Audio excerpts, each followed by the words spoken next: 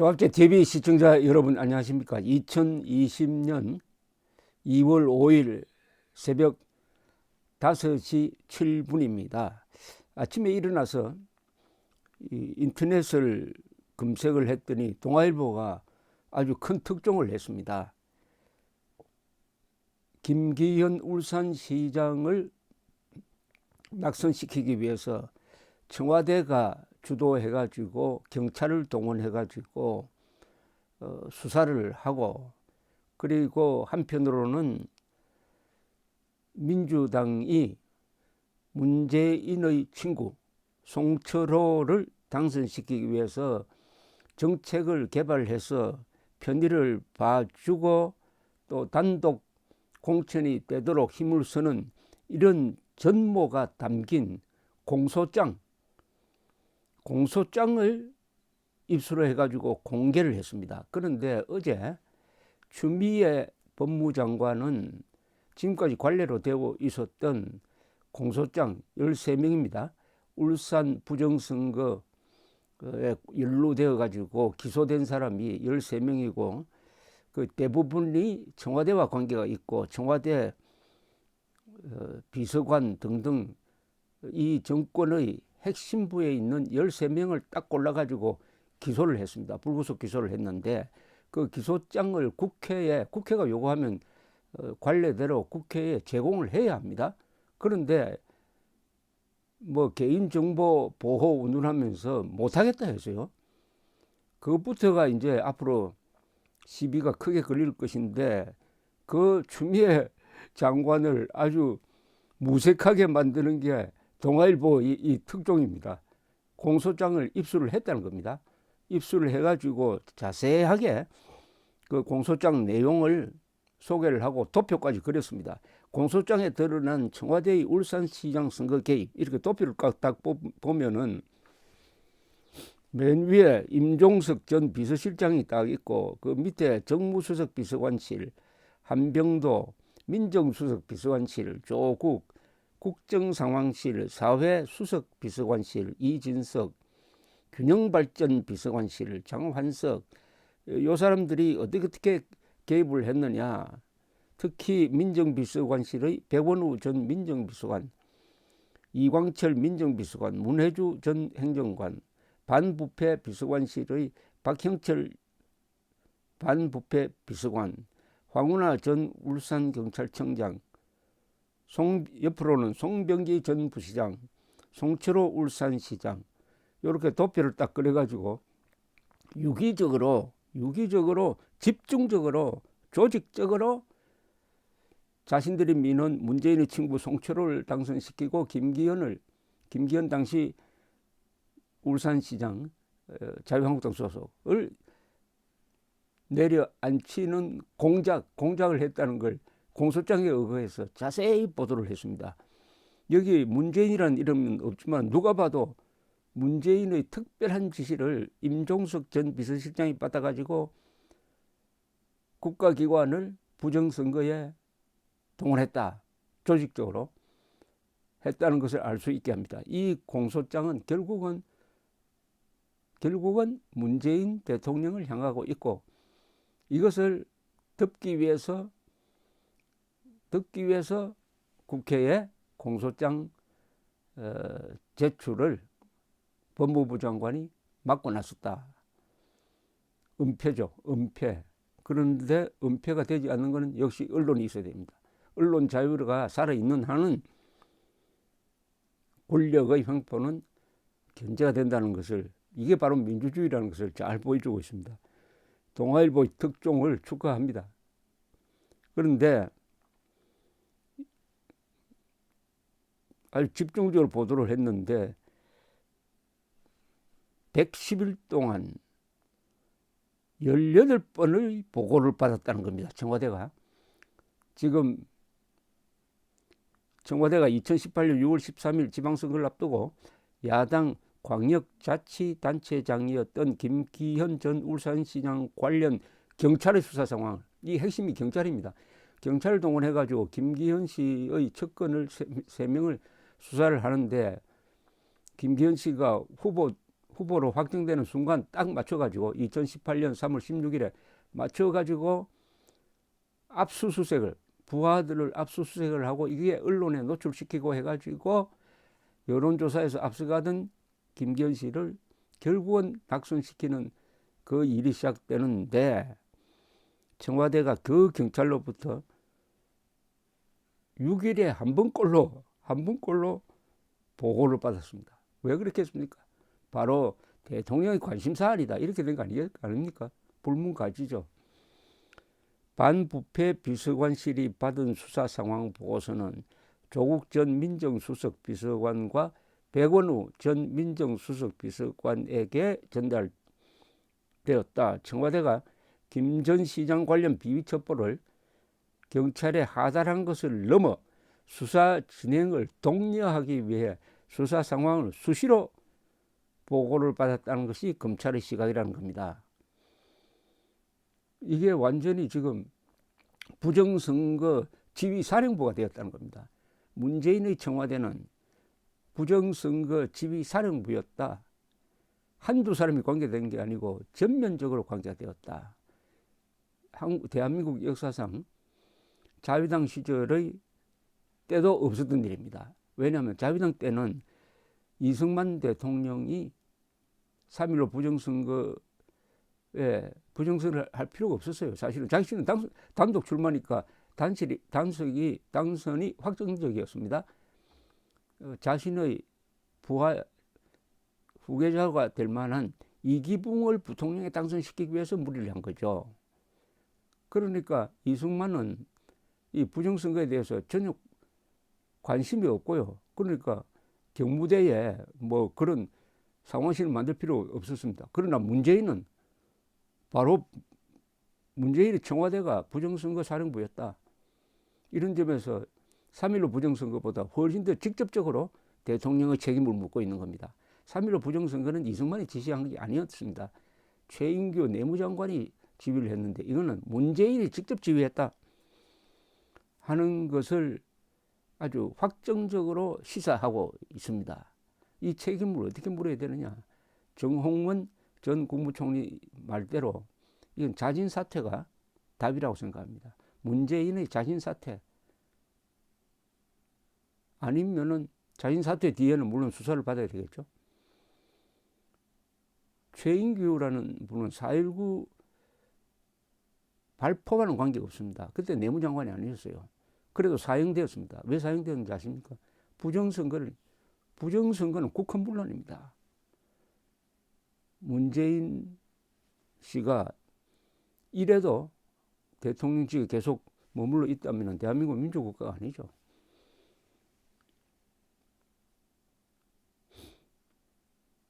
그런 점에서 이 동아일보 특종은 역사적 특종이 될지 모르겠습니다. 아주 통쾌합니다. 법무장관이 막았는데 바로 기자가 취재를 해가지고 공개를 했으니까.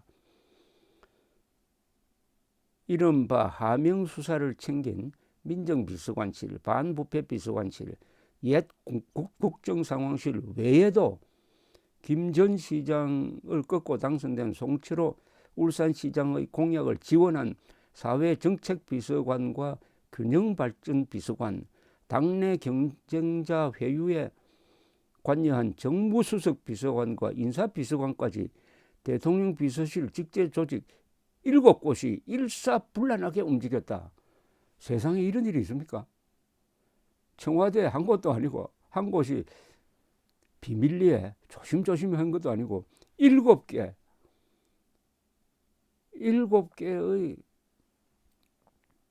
부서가 총동원되었다는 겁니다. 왜 그렇겠습니까? 문재인 씨가 그렇게 챙기는 송철호 후보였기 때문이죠. 여기에 문재인이라는 이름 나오지 않지만은 이걸 보고도 총지휘자가 문재인이 아니었다고 생각하는 사람이 있으면은 그 사람의 IQ를 의심해야 될 정도입니다. 한번 다시 읽어드리겠습니다.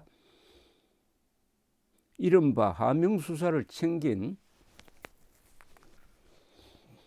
민정비서관실, 반부패 비서관실, 옛 국정상황실 외에도 김 전 시장을 꺾고 당선된 송철호 울산시장의 공약을 지원한, 쉽게 말하면 공약을 뒷받침하는 뭐 개발을 하고 정책 행정적 지원을 했다는 뜻이죠.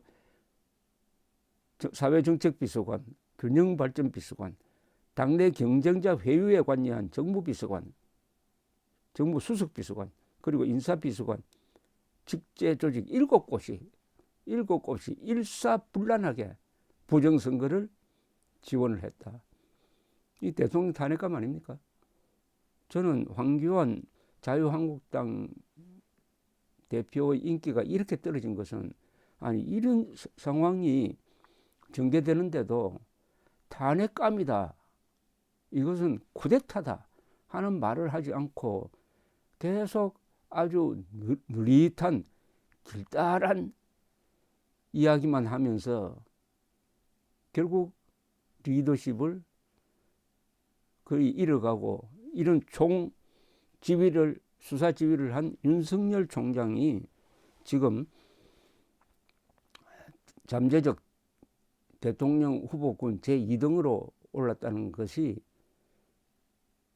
무엇을 의미하느냐. 황교안 대표의 위기에 있어서의 리더십이 참 너무 약한 정도가 아니라 순하다 그럴까요? 동아일보가 입수한 공소장에 따르면은 서울중앙지검 공공수사 2부 부장검사 김태은, 이분은 청와대가 울산경찰의 김 전 시장에 대한 수사 상황을 선거 전에 18번, 이게 한 번이라도 받으면 안 됩니다. 18번, 선거 후는 이제 당선이 되었으니까 관심이 없어가지고 3번, 총 21번에 걸쳐 그 막강한 청와대가 경찰을 일사불란하게 지휘했는데 어떻게 됐느냐. 3사람은 다 무혐의 처분받았습니다. 울산지방검찰청이 견제를 잘 했어요. 이거 무리한 수사다.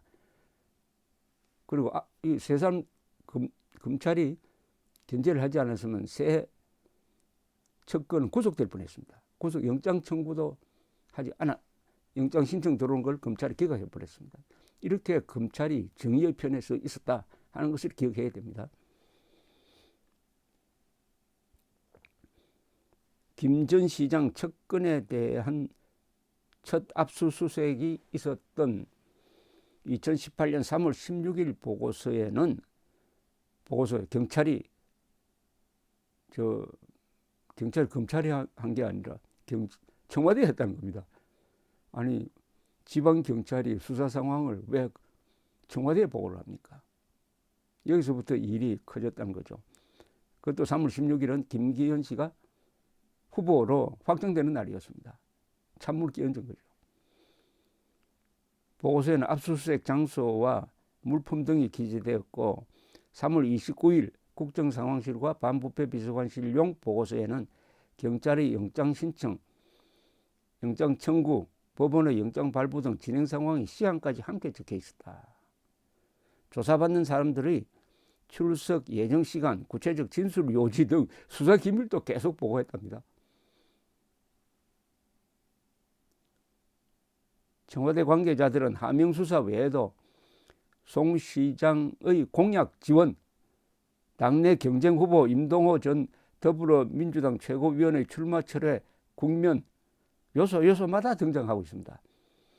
장환석 전 균형발전비서관실 선임행정관은 2017년 10월 서울 종로구 삼청동의 한 식당에서 송 시장 등을 만나 경쟁자인 김 전 시장이 추진해 오던 산재 모병원에 대한 정부의 예비 타당성 조사 결과 발표 연기를 요청받고 수락했다. 그러니까 김기현 씨가 라이벌이 추진하는 공약은 정책에 반영 안 되도록 했다 이겁니다. 송 시장은 이후 청와대에 직접 방문하여 임종석 전 대통령 비서실장과 이진석 전 사회정책비서관에게 같은 부탁을 했다. 이제 임종석까지 나옵니다. 회동 이틀 뒤 송병기 전 울산시 경제부시장은 공약 조력자에게 BH 청와대입니다. 청와대 비서관들로부터 절대적 지원을 확약받았다는 내용의 이메일을 보낸 것으로 전해졌다라고 되어 있습니다. 이 동아일보 지금 특종을 제가 소개를 해드립니다. 그런데 당시에 이 공약 지원 상황 균형발전비서관실이 지금 청와대 안에 있어서 이것을 수색을 하려고 했더니 압수수색 영장을 가지고 가가지고 청와대가 지금까지 거부하고 있습니다.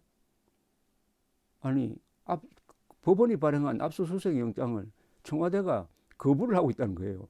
이런 공무집행방해가 어디에 있습니까? 그럼 비서관 구속영장을 가지고 와가지고 구속영장을 집행하려고 하니까 청와대에 들어오지 마라 해가지고 청와대에서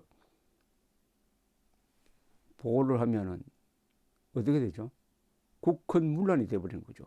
그게 바로 쿠데타입니다. 쿠데타적 상황이 지금 전면적으로 벌어지고 있습니다. 가장 대표적인 것이 헌법에 근거가 없는 공수처라는 것을 만들어가지고 이렇게 열심히 수사하는 윤석열 검찰총장 같은 사람을 괴롭혀서 정권의 부정부패를 막겠다. 그죠? 더구나 검찰 공소장에 따르면은 송 시장 측은, 송철호 시장 측은 출마할 때 민주당 공천을 받기 위해서 당내 경쟁자였던 임 전 최고위원을 회유하기 위하여 문재인 대통령과의 친분을 활용했다. 송 시장의 변호사 사무실 사무장은 송 시장과 함께 2017년 10월 임 전 최고위원 측근을 만나 송 시장이 대통령과 친구니까 임 전 최고위원은 선거에 출마하지 않으면 공기업 사장이나 차관 등 자리를 충분히 챙겨줄 수 있다고 설득했다는 겁니다. 또 이 라이벌인 임 전 최고위원과 민주당 내 86학번 동기 모임 멤버인 한병도 당시 대통령 정무수석비서관은 2018년 2월 임 전 최고위원이 출마 선언 기자회견을 하기 직전에 전화를 걸어가지고 울산에서는 이기기 어려우니 공기업 사장 등 4자리 중에 하나를 선택하면 어떻겠느냐 하고 제안한 것으로 전해졌다고 동아일보가 보도를 했습니다. 한 전 수석의 지시를 받은 당시 인사비서관실 선임 행정관은 임 전 최고위원에게 가고 싶은 곳을 알려달라고 전화를 했다는 겁니다.